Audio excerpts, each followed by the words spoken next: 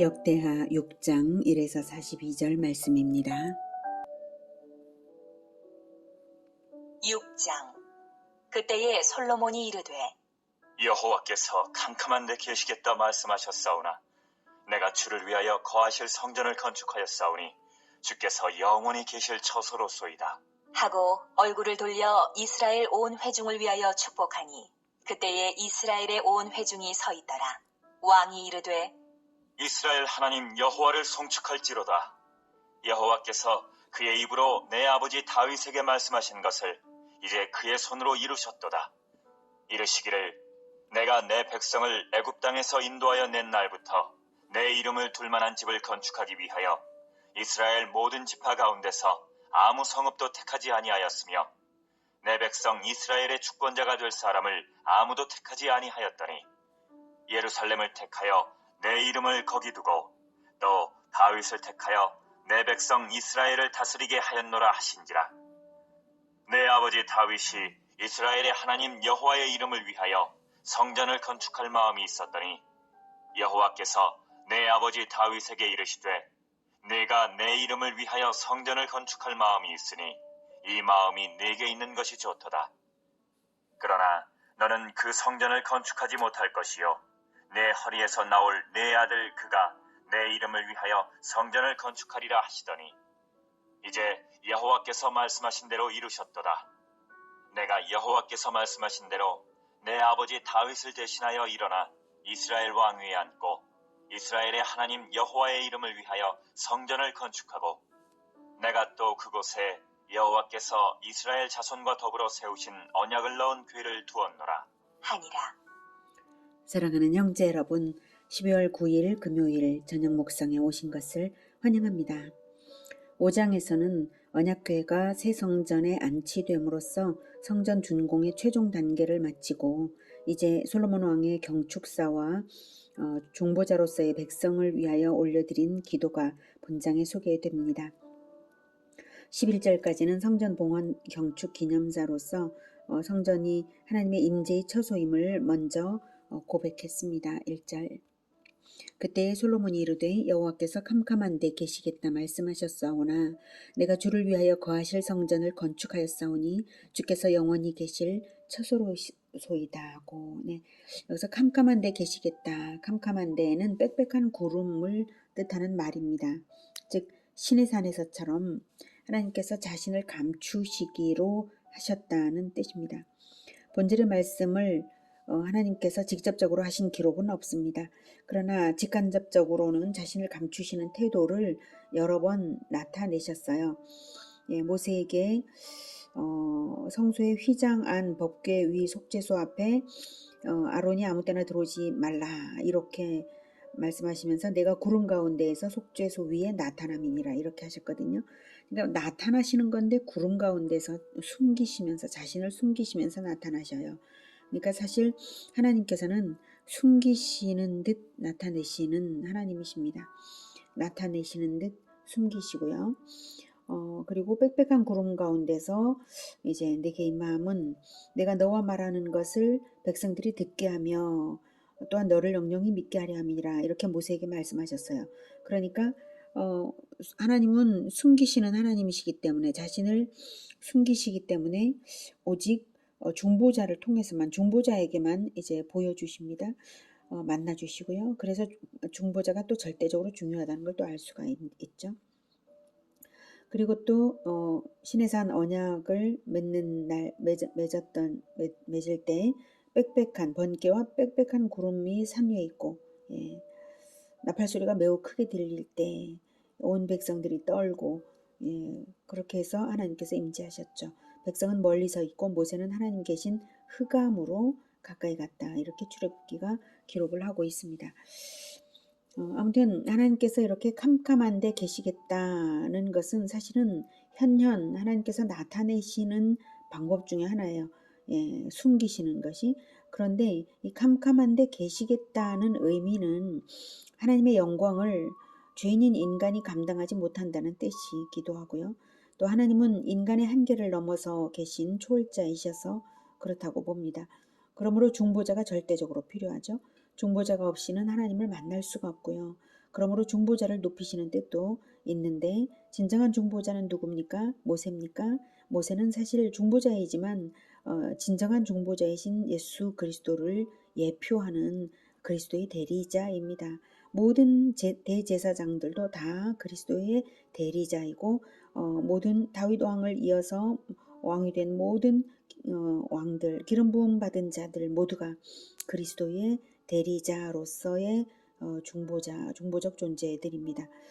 그러므로 하나님께서는 자신을 숨기시면서 중보자를 높이시는 이유는 중보자를 높이시는 것은 곧 그리스도를 높이시는 것이죠. 오직 그리스도를 통하지 않으면, 오직 기름 부음 받은 자를 통하지 않으면 나를 만날 수 없다라고 하는 의미를 이런 캄캄한 데 계시는 것으로서도 나타내어 주시는 것입니다. 사실은 하나님은 하나님을 너무너무 나타내어 주시고 싶으셔요. 오죽 그러셨으면 자기 아들을 사람으로 태어나게 하셔서 하나님을 보여주시겠습니까? 하나님은 숨기시는 것이 곧 나타내시는 방법이셨습니다. 자, 하나님이 캄캄한 데 계시겠다 하셨음에도 불구하고 이렇게 인간이 지은 성전을 승인해 주시고 거기 임재하심으로써 이스라엘과 함께 계시는 임마누엘 하나님이신 것을 확고하게 해주시니까 얼마나 영광스럽고 감사한지 솔로몬이 감격하는 거예요. 그래서 캄캄한 데 계시겠다고 말씀하셨지만 제가 성전을 지었습니다. 이렇게 하나님이 계실 처소입니다. 이렇게 너무 기뻐서 말하는 거죠. 영원히 계실 처소로소이다. 사실 이 말은 정말로 인간이 지은 건물이 영원할 수도 없고 또 하나님의 임마누엘은 그러니까 인간이 지은 처소가 영원할 수도 없지만 그래서 영원히 계실 처소가 될 수가 없지만 하나님의 임마누엘은 결코 흔들리지 않는 언약임을 믿기 때문에 이렇게 기도할 수 있는 거죠. 그것은 이미 다윗 언약으로 주어진 것입니다. 사무엘하 7장 12에서 16절을 보면요. 다윗에게 이렇게 전달하라고 하셨죠. 내 수완이 차서 네가 조상들과 함께 누울 때에 내 몸에서 날 내 씨를 내 뒤에 세워 그의 나라를 견고하게 하리라. 그게 솔로몬이다라고 좁은 측면에서는 말할 수 있어요. 근데 솔로몬만이 아니라 진정으로 다윗의 자손 그리스도까지를 예표한 것입니다. 그리스도를 말씀하신 것입니다. 그는 내 이름을 위하여 집을 건축할 것이요. 솔로몬이 그래서 성전을 건축했지만 솔로몬 성전이 영원하지는 않았잖아요. 그래서 진정한 성전을 건축하시는 진정한 성전인 교회 공동체를 세우시는 그리스도를 의미하신 것입니다. 내 이름을 위하여 집을 건축할 것이요라고 하셨습니다. 내 이름을 위하여. 솔로몬 성전이 정말로 하나님의 이름값을 끝까지 잘 했나요? 그러지 못했잖아요. 하나님의 이름값을 제대로 하는 성전은 오직 우리 주 예수 그리스도밖에 없으시고요. 우리 주 예수 그리스도께서 세워가시는 교회 공동체밖에 없는 것입니다. 자, 아무튼 하나님께서 다윗 언약으로 그래도 언약을 주셨어요. 다윗 언약으로. 그는 내 이름을 위하여 집을 건축할 것이요 그의 나라 왕위를 영원히 견고하게 하리라. 나는 그에게 아버지가 되고 그는 내게 아들이 되리니. 예, 이렇게 말씀을 하시면서 이제 은총을 빼앗지 않겠고 내 집과 내 나라가 내 앞에서 영원히 보존되고 내 왕위가 영원히 견고하리라. 이렇게 언약을 주셨기 때문에 그 언약을 주신 대로 이렇게 성전을 지어 드렸습니다. 이렇게 하는 거예요, 솔로몬이. 그래서 이렇게 약속하신 하나님의 언약을 기억하며 지금 기도를 하는 것이죠. 그러니 이 성전이야말로 다윗의 집과 나라와 그 왕위를 견고하게 하시겠다는 약속의 보증이 됩니다. 다윗 언약대로 솔로몬이 지었으니까요. 임마누엘이 실현되면 모든 것이 형통하고 평안하고 충만한 것입니다. 예, 그래 그것을 바라고 이렇게 기도하고 있습니다. 그러므로 이제 솔로몬은 구름으로 가득한 성전으로부터 얼굴을 돌이켜서 백성을 향해 축복했습니다. 축복은 그리스도의 대리자들이 가진 고유 권한입니다. 과거 창세기 시대에는 가부장 겸 제사장인 아브라함, 이삭, 야곱이 축복의 권세가 있었고요. 왕정이 시작되기 전에는 제사장들의 고유 권한이었고 이제 왕정이 시작이 되자 왕 역시 기름 부음을 받은 자라서 즉 그리스도의 대리자이기 때문에 중보자로서 축복권이 있어서 왕의 축복이 실효성이 있는 것입니다. 그래서 제사장적 존재로서 축복을 합니다. 3, 4절 얼굴을 돌려 이스라엘의 온 회중을 향하여 축복을 하니 온 회중이 서 있고 왕이 이르되 이스라엘의 하나님 여호와를 송축할지로다. 여호와께서 그의 입으로 내 아버지 다윗에게 말씀하신 것을 이제 그의 손으로 이루셨도다. 얼마나 감격스럽습니까? 다윗 언약의 성전 건축 부분을 이루셨다라는 것이죠. 하나님께서 이루신 것을 고백하고 있습니다. 내가 사실 솔로몬이 했지만 하나님께서 다 이루셨죠. 모든 준비를 다윗을 통해서 다 준비시켜 주셨고 모든 것이 형통케 하셔서 된 것이죠. 솔로몬이 실행해야 했지만요. 그래서 하나님께서 이루신 것을 고백하고 있습니다. 성전 건축이 성공되었다는 것은 곧 다윗 언약의 확고부동한 성취를 보증하는 것과도 같습니다. 그 다윗 언약을 9절까지 상기하며 언급을 한 것입니다. 5절부터 쭉 내가 내 백성을 애굽 땅에서 인도하여 낸 날부터 내 이름을 둘 만한 집을 건축하기 위하여 이스라엘 모든 지파 가운데서 아무 성읍도 택하지 아니했으며 내 백성 이스라엘의 주권자가 될 사람을 아무도 택하지 아니하였더니 예루살렘을 택하여 내 이름을 거기 두고 내 이름을 둘 만한 집, 내 이름을 거기 두고 내 이름이 자꾸 강조되죠. 다윗을 택하여 내 백성 이스라엘을 다스리게 하였노라 하신지라. 내 아버지 다윗이 이스라엘의 하나님 여호와의 이름을 위하여 다시 이름을 위하여 성전을 건축할 마음이 있었더니 여호와께서 내 아버지 다윗에게 이르시되 네가 내 이름을 위하여 성전을 건축할 마음이 있으니 이 마음이 내게 있는 것이 좋도다. 다윗의 그 소원을 매우 기뻐하셨어요. 그러나 너는 그 성전을 건축하지 못할 것이요. 왜요? 왜 건축하지 못한다고 했겠습니까? 하나님의 이름에 합당하려면 평화의 왕이어야 되거든요. 그런데 하나님의 이름에 합당하지 못한 부분들이 있어요. 다윗은 전쟁을 많이 해서 피를 흘린 사람입니다. 그래서 그 성전을 건축하지 못할 것이요. 이렇게 하셨고 내 허리에서 나올 네 아들 그가 내 이름을 위하여 성전을 건축하리라 하시더니 이제 여호와께서 말씀하신 대로 이루셨도다. 내가 여호와께서 말씀하신 대로 내 아버지 다윗을 대신하여 일어나. 그러니까 다윗이 할 일을 자기가 한 거죠. 솔로몬이 대신하여 일어나 이스라엘 왕 위에 앉고 이스라엘의 하나님 여호와의 이름을 위하여 성전을 건축하고 내가 또 그곳에 여호와께서 이스라엘 자손과 더불어 세우신 언약을 넣은 궤를 두었노라. 언약을 넣은 궤를 두었노라. 이렇게 다윗 언약대로 이스라엘 그 어느 지파에게도 허락지 않으시고 유다 지파 다윗을 선택하시고 왕권을 주시며 성전 건축을 하게 하셨으니 정말 감격스러운 일이었죠. 그 절정은 말할 것도 없이 여호와께서 이스라엘 자손과 더불어 세우신 언약을 넣은 궤를 두었노라. 이것이 절정입니다. 자, 여러 번 반복된 표현 이름입니다. 하나님의 이름을 둘 만한 집, 이름을 거기 두겠다. 여호와 이름을 위하여 성전을 건축할 마음, 네가 내 이름을 위하여 성전을 건축할 마음이 있으니 내 이름을 위하여 성전을 건축하리라. 여호와의 이름을 위하여 성전을 건축하고 각 절마다 여러 차례 강조된 것은 성전은 하나님의 이름을 위한 것이라는 사실입니다. 즉 하나님을 대표해야 한다는 사실입니다. 하나님의 것이므로 하나님을 대신하고 하나님을 나타내지 않는다면 그것은 성전이 아니라는 뜻이 되겠습니다. 하나님의 임재가 있다면 당연히 하나님의 어떠하심이 충만하게 나타나는 것이 당연한 것입니다. 지금은 건물 성전이 없고 성령의 임재가 믿는 자 각 사람에게 있게 된 성령의 시대인 지금 성령을 받음으로써 진정한 성전이 된 우리 각 사람에게서 하나님의 이름이 나타나는 그런 인생들이 되시기를 기원합니다. 그것이 당연합니다.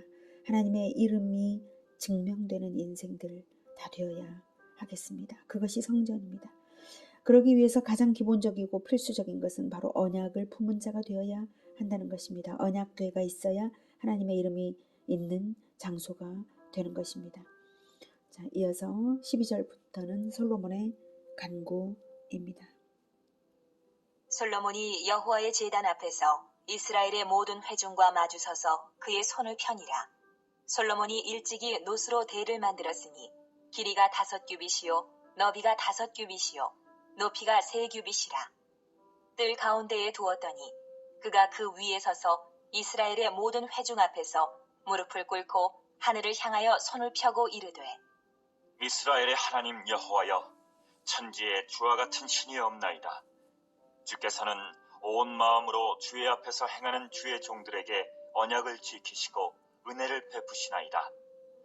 주께서 주의 종 내 아버지 다윗에게 허락하신 말씀을 지키시되 주의 입으로 말씀하신 것을 손으로 이루심이 오늘과 같으니이다. 이스라엘의 하나님 여호와여, 주께서 주의 종 내 아버지 다윗에게 말씀하시기를 내 자손이 그들의 행위를 삼가서 내가 내 앞에서 행한 것 같이 내 율법대로 행하기만 하면 내게로부터 나서 이스라엘 왕위에 앉을 사람이 내 앞에서 끊어지지 아니하리라 하셨사오니 이제 다윗을 위하여 그 허락하신 말씀을 지키시옵소서. 그런즉 이스라엘 하나님 여호와여, 원하건대 주는 주의 종 다윗에게 하신 말씀이 확실하게 하옵소서. 네, 17절까지는 다윗 왕조의 보존을 위해 기도했습니다. 13절에 노수로 만든 대를 만들었다라고 하는데 이것은 이제 올라가서 설교를 하는 단상을 만들어 두었던 것이고요. 무릎을 꿇고 하늘을 향하여 손을 펴고 매우 간절함을 나타내고자 또한 청중의 마음을 하나로 모아서 하나님께 올려드리고자 지극히 겸손함으로 간구하고자 하여서 이렇게 했습니다. 신정왕국 이스라엘을 맡은 솔로몬으로서 이렇게 간구하는 것이 정말 맞는 것입니다. 이르되 이스라엘의 하나님 여호와여, 천지에 주와 같은 신이 없나이다. 주께서는 온 마음으로 주의 앞에서 행하는 주의 종들에게 언약을 지키시고 은혜를 베푸시나이다. 네. 여기서 주와 같은 신이 없다는 것은 다른 신들에 비해 위대하다는 말이 아닙니다. 세상에 그 어떤 신이라는 자칭 신들 중에 은혜의 언약을 베풀어 관계 맺는 진리의 신은 없습니다. 우리 하나님하고 비교할 수 없죠. 인류 역사 속에 그 어느 신이 자기 아들을 보내어서 생명을 내어주고 구원하겠다는 언약을 주어서 성취하신 신이 있었나요? 언약의 방식 자체조차도 없습니다. 세상 신들은 다 강도요 절도일 뿐입니다. 그래서 예수님께서도 나보다 먼저 온 자는 다 절도요 강도니 양들이 듣지 아니하였느니라 라고 하셨던 것입니다. 예수님은 에덴에서부터 여자의 후손으로 태어나실 것을 언약하시고 드디어 오시고 그것을 성취하신 언약의 주 하나님이십니다. 언약대로 하시는 진리의 하나님이십니다. 오직 우리의 하나님만이 은혜의 언약으로서 믿는 자를 받아주시는 진리의 구원자이십니다. 그런 하나님께서 유일하게 언약 맺으신 다윗 왕가입니다. 그러니 이 언약이 반드시 끝까지 가야 하는 것이죠. 16절 이스라엘의 하나님 여호와여, 주께서 주의 종 내 아버지 다윗에게 말씀하시기를 내 자손이 그들의 행위를 삼가서 네가 내 앞에서 행한 것 같이 내 율법대로 행하기만 하면 내게로부터 나서 이스라엘 왕위에 앉을 사람이 내 앞에서 끊어지지 아니하리라 하셨사오니 이제 다윗을 위하여 그 허락하신 말씀을 지키시옵소서. 솔로몬 자체가 이 기도를 할 때 각오가 있었겠습니까? 없었겠습니까? 당연히 있었겠죠. 행위를 삼가서 다윗이 하나님 앞에서 행한 것 같이 하나님의 율법대로 행하기만 하리라고 결단 없이도 이 기도를 할 수는 없죠. 네. 하나님께서는 이 기도대로 남유다 역시 내내 다윗의 왕가가 끊어지지 않게 대를 잇게 하셨습니다. 그러나 마침내는 다윗 왕가가 멸망하고 말았으니 그 이유가 무엇이겠습니까? 열왕기와 역대기가 모든 왕들마다 각각에 대한 평가를 내렸습니다. 다윗을 기준으로 해서 하나님의 율법을 지켰는가 하는 이것을 평가한 것입니다. 솔로몬이 그렇게 기도했기 때문에 그렇게 평가한 거예요. 인간 다윗을 기준으로 해서 평가하는 것이 지나치게 엄격한 기준이 아니었건만 율법을 완전 무결하게 지키라는 것이 아니라 다만 인간 다윗을 본받으라는 그것을 결국 이스라엘의 왕들은 지켜내지를 못하고 변질되고 말아서 마침내는 멸망하고 마는 그런 참담한 역사를 걷게 되었습니다. 그것을 볼 때 진정한 성공은 대대손손 언약을 품고 그리스도를 본받아 지키게 하는 그것밖에 없습니다. 현재 축복을 얼마나 받았냐가 중요한 것이 아니라 그리스도의 도를 얼마나 끝까지 잃지 않고 가는가 이것만 중요합니다. 아무튼 다윗의 후손들은 그랬을지라도 하나님께서는 언약대로 오래도록 참으시면서 솔로몬의 기도대로 오래도록 참으시면서 언약을 지키셨어요. 다윗 왕조가 결코 끊어지지 않게 하셨고 심지어 나라가 망하여서 포로 생활을 70년이나 하고 난 다음에도 다윗의 후손인 스룹바벨의 인솔하에 포로들이 돌아와 예루살렘 성전을 재건하게 하셨습니다. 그리고 왕국은 재건되지 못했지만 마침내는 다윗의 후손 그리스도 예수님을 통해서 영원한 왕권을 확정하셨습니다. 하나님의 언약은 인간 편에서 파기할지라도 하나님께서는 반드시 성취하시고야 끝을 내십니다. 아무튼 이제 솔로몬의 이 기도는 매우 중요한 것이 이 기도대로 하나님께서 이스라엘 역사 끝까지 가시기 때문입니다. 18절. 하나님이 참으로 사람과 함께 땅에 계시리이까? 보소서, 하늘과 하늘들의 하늘이라도 주를 용납하지 못하겠거든. 하물며 내가 건축한 이 성전이오리이까? 그러나 나의 하나님 여호와여, 주의 종의 기도와 간구를 돌아보시며 주의 종이 주 앞에서 부르짖는 것과 비는 기도를 들으시옵소서. 주께서 전에 말씀하시기를 내 이름을 거기에 두리라 하신 곳 이 성전을 향하여 주의 눈이 주야로 보시오며 종이 이곳을 향하여 비는 기도를 들으시옵소서. 주의 종과 주의 백성 이스라엘이 이곳을 향하여 기도할 때에 주는 그 간구함을 들으시되 주께서 계신 곳 하늘에서 들으시고 들으시사 사하여 주옵소서. 네, 솔로몬은 하나님의 진정한 처소는 공간적 건축물이 될 수 없음을 알았습니다. 하나님은 무소부지하신 분이시기 때문이고 지고하신 분이시기 때문입니다. 다만 하나님은 하나님의 이름이 있는 그 곳을 향하여 주의 눈이 주야로 보시는 분이십니다. 하나님의 이름이 있는 곳, 하나님의 이름이 증명되는 거기에서 하나님께서 역사하시는 것입니다. 하나님은 무소부지하심에도 불구하고 그래도 이 성전을 향하여 하나님께 기도하면 하나님께서 응답해달라고 간구합니다. 왜 그렇게 기도하는 것이 하나님께 합당할까요? 그 이유는 하나님께서 애초에 명하셨던 단일 성소 명령이 있으셨으므로 유일하신 구원자 그리스도를 예표하는 제사가 올려지는 유일한 곳 성전이기 때문입니다. 하나님은 모세에게 단일한 딱 한 곳, 유일한 곳 거기에서 그 성소에서만 제사를 드리라라고 단일 성소 명령을 주셨어요. 바로 그 성전. 그러므로 예루살렘 성전을 향해 하나님께 기도한다는 의미는 곧 그리스도의 대속의 피가 흘려지는 것을 의지하여서 하나님께 기도한다는 의미인 것입니다. 그리스도의 대속의 피가 오직 성소에서만, 성전의 번제단에서만 그리스도의 대속을 예표하는 피가 흘려지니까요. 그렇게 예루살렘 성전은 온 세상 그 어느 곳에도 없는 대속의 제사가 있어서 하나님이 받으시는 유일한 성소였던 것입니다. 그래서 성전을 향하여 또는 성전에 나와서 하나님께 기도할 때 응답해 주실 것이므로 그리스도의 대속의 피를 예표하는 그 피의 공로에 의지하여 기도하기 때문에 응답해 주시는 것입니다. 솔로몬은 그래서 구체적인 사정들을 다양하게 매우 상세하게 기도합니다. 22절부터.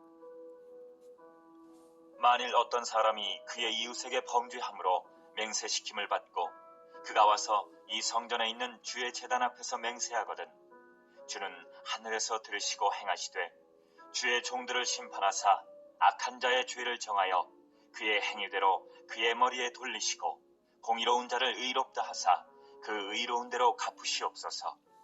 네, 맹세시킴을 받는다는 것은 법정적인 증언을 하는 상황인데요. 하나님께서는 거짓인지 진실인지를 아시기 때문에 합당하게 갚아달라는 것입니다. 24절. 만일 주의 백성 이스라엘이 주께 범죄하여 적국 앞에 패하게 되므로 주의 이름을 인정하고 주께로 돌아와서 이 성전에서 주께 빌며 간구하거든 주는 하늘에서 들으시고 주의 백성 이스라엘의 죄를 사하시고 그들과 그들의 조상들에게 주신 땅으로 돌아오게 하옵소서. 이 기도대로 이스라엘 백성들이 바벨론 포로가 되었을 때 회개하며 기도했고 돌아오게 되었던 것입니다. 느헤미야의 기도가 생각나는 부분입니다. 26절. 만일 그들이 주께 범죄함으로 말미암아 하늘이 닫히고 비가 내리지 않는 주의 벌을 받을 때에 이곳을 향하여 빌며 주의 이름을 인정하고 그들의 죄에서 떠나거든 주께서는 하늘에서 들으사 주의 종들과 주의 백성 이스라엘의 죄를 사하시고 그 마땅히 행할 선한 길을 가르쳐 주시오며 주의 백성에게 기업으로 주신 주의 땅에 비를 내리시옵소서. 이 기도대로 엘리야가 갈멜산에서 기도했을 때에 비를 내리신 것입니다. 장소나 앉은 방향이 중요한 것이 아니라 그 진실하고 진리대로의 신앙이 그리스도 중심의 신앙이면 단일 성전을 향하는 기도가 되는 것이죠. 28절. 만일 이 땅에 기근이나 전염병이 있거나 곡식이 시들거나 깐부기가 나거나 메뚜기나 황충이 나거나 적국이 와서 성읍들을 에워싸거나 무슨 재앙이나 무슨 질병이 있거나를 막론하고 한 사람이나 혹 주의 온 백성 이스라엘이 다 각각 자기의 마음에 재앙과 고통을 깨닫고 이 성전을 향하여 손을 펴고 무슨 기도나 무슨 간구를 하거든 주는 계신 곳 하늘에서 들으시며 사유하시되 각 사람의 마음을 아시오니 그의 모든 행위대로 갚으시옵소서. 주만 홀로 사람의 마음을 아심이니이다. 그리하시면 그들이 주께서 우리 조상들에게 주신 땅에서 사는 동안에 항상 주를 경외하며 주의 길로 걸어가리이다. 주의 백성 이스라엘에 속하지 않은 이방인에게 대하여도 그들이 주의 큰 이름과 능한 손과 펴신 팔을 위하여 먼 지방에서 와서 이 성전을 향하여 기도하거든 주는 계신 곳 하늘에서 들으시고 모든 이방인이 주께 부르짖는 대로 이루사 땅의 만민이 주의 이름을 알고 주의 백성 이스라엘처럼 경외하게 하시오며 또 내가 건축한 이 성전을 주의 이름으로 일컫는 줄을 알게 하옵소서. 이 기도대로 에디오피아 내시가 먼 나라에서 예루살렘을 찾아와 예배드리기를 소원했을 때에 하나님께서 빌립 집사를 보내어서 이사야서를 강해하게 하시고 세례를 베풀게 하신 것입니다. 그래서 에디오피아가 아프리카에서도 앞서서 기독교 국가가 되지 않았습니까? 34절. 주의 백성이 그 적국과 더불어 싸우고자 하여 주께서 보내신 길로 나갈 때에 그들이 주께서 택하신 이 성과 내가 주의 이름을 위하여 건축한 성전 있는 쪽을 향하여 주께 기도하거든 주는 하늘에서 그들의 기도와 간구를 들으시고 그들의 일을 돌보시옵소서. 주께 범죄하지 아니하는 사람이 없사오니 그들이 주께 범죄함으로 주께서 그들에게 진노하사 그들을 적국에게 넘기심에 적국이 그들을 사로잡아 땅의 원근을 막론하고 끌고 간 후에 그들이 사로잡혀간 땅에서 스스로 깨닫고 그들을 사로잡은 자들의 땅에서 돌이켜 주께 간구하기를 우리가 범죄하여 패역을 행하며 악을 행하였나이다 하며 자기들을 사로잡아간 적국의 땅에서 온 마음과 온 뜻으로 주께 돌아와서 주께서 그들의 조상들에게 주신 땅과 주께서 택하신 성과 내가 주의 이름을 위하여 건축한 성전 있는 쪽을 향하여 기도하거든 주는 계신 곳 하늘에서 그들의 기도와 간구를 들으시고 그들의 일을 돌보시오며 주께 범죄한 주의 백성을 용서하옵소서. 이렇게 기도한 대로 다니엘이 바벨론에서 하루 3번 창문을 열고 예루살렘을 향하여 기도했던 것입니다. 하나님께서 그의 기도를 들으셨던 것은 물론이고요. 에스라의 기도를 들으시고 예루살렘으로 보내게 하셔서 성전 재건을 마침내 일으키게 하신 것입니다. 이스라엘의 미래를 예견이라도 하듯이 적국이 그들을 사로잡아 땅의 원근을 막론하고 끌고 간 후에 그 사로잡혀간 땅에서 스스로 깨닫고 정말 소름이 돋는 기도죠. 그렇게 했을 때 다시 돌아오게 달라. 이렇게 기도한 것은 정말이지 소름이 돋는 정말 이스라엘이 훗날 그렇게 되어버렸으니까요. 그리고 돌아왔으니까요. 그래도 다시 돌아오게 된 것은 기도대로 하나님께서 응답하신 것이니 솔로몬의 기도조차도 성령의 인도하심으로 드려진 기도일 것입니다. 솔로몬은 자신을 위한 기도는 전혀 없고 오직 이스라엘 백성들과 나라의 미래를 위하여 하나님께서 원하시는 기도를 성령으로 올려드린 것입니다. 40절. 나의 하나님이여 이제 이곳에서 하는 기도에 눈을 드시고 귀를 기울이소서. 여호와 하나님이여 일어나 들어가사 주의 능력의 궤와 함께 주의 평안한 처소에 계시옵소서. 여호와 하나님이여 원하옵건대 주의 제사장들에게 구원을 입게 하시고 또 주의 성도들에게 은혜를 기뻐하게 하옵소서. 여호와 하나님이여, 주의 기름 부음 받은 자에게서 얼굴을 돌리지 마시옵고 주의 종 다윗에게 베푸신 은총을 기억하옵소서. 하였더라. 네. 마지막으로 성전에 임재해달라는 요청과 주의 종들과 주의 성도들의 심령이 하나님의 은혜를 기뻐하는 마음을 갖게 해달라고 기도하고 기름 부음 받은 자를 향한 은총을 중단하지 말아달라고 기도합니다. 기름 부음 받은 자, 즉 여기서는 솔로몬 자신이지만 그리스도의 대리자들인 왕들을 의미하기도 하고 궁극적으로는 그리스도를 의미합니다. 그리스도께 베푸시는 은총 안에서 우리 성도들이 은총을 얻기 때문입니다. 기름 부음 받은 자가 대표이기 때문에 대표자가 받는 은총만큼까지 그 안에서 받는 것이거든요. 우리의 대표자가 예수 그리스도이신 것이 얼마나 크신 은혜이고 은총입니까? 하나님의 이름을 증명하시는 분이시고 우리가 그리스도인이라는 것은 곧 하나님의 이름이 우리에게 있는 것입니다. 하나님께서는 우리 주 예수 그리스도에게서 결코 얼굴을 돌리지 않으시고 풍성한 은총만 아니라 하늘과 땅의 모든 권세를 허락하셨으므로 우리가 그분 안에서 그 권능을 입어서 은총을 얻는 것입니다. 우리가 하나님의 이름을 증명하는 인생을 살아갈 때 그만큼 얻는 것입니다. 오늘은 솔로몬의 기도를 통해서 진정한 성전이신 우리 주 예수 그리스도를 의지하여 하나님께 기도하는 것이 얼마나 큰 권능인지를 생각하게 되었습니다.